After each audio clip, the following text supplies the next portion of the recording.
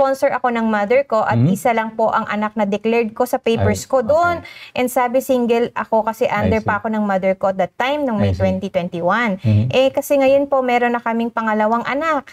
Nung pinaprocess papers ko para sa pag-alis, nabuntis po ulit ang girlfriend ko. At may balak po kami magpakasal ngayon December pag uwi ko sa Philippines. May chance po ba ma-sponsor ko yung undeclared son ko po pati fiancé? Yung hindi pag-declare na yon, ang effect nun, hindi mo siya may sponsor as a member of the family class. Pwede siya makapunta ng Canada on their own, pero not through sponsorship. Ngayon, so may balak ka na umuwi, magpakasal. So, okay naman yon. Later on, pag in-sponsoran mo siya, walang magkaroon ng conflict in the sense na dapat wala kang common law partner. Hindi kayo common law relationship. Girlfriend, ayan.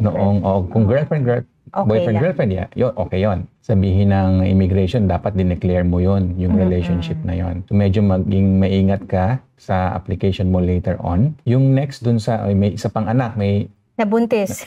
Okay. And then, I assume na siya din yung mother nung hindi mo dineclare, no? Pwede mong sponsor nga yung girlfriend mo, but let's not call her girlfriend na lang. Later on, pag napakasal kayo, di asawa mo spouse na.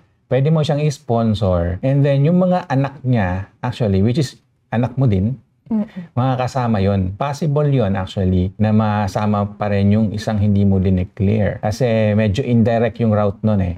In the sense na hindi mo in-sponsor directly yung anak mo. Kasi yun ang hindi mo pwedeng gawin eh. Sponsoran siya directly. Pero sponsoran yung parent niya na asawa mo, makakasama yung anak mo na yon, not directly through you but through your spouse. Kasi yung anak ng spouse mo, whether anak mo hindi, basta anak ng spouse mo, dependent niya yun, makakasama yun. Sabihin na lang natin na mukhang may pag-asa pa. So just be mindful of the dates. Kung kailan kayo nagsama. Medyo maselan po yung mga part na yun. Yan din ang binubusisi ni IRCC at marami pong nagkakaproblema sa part na yun. Kaya mag-iingat lang po.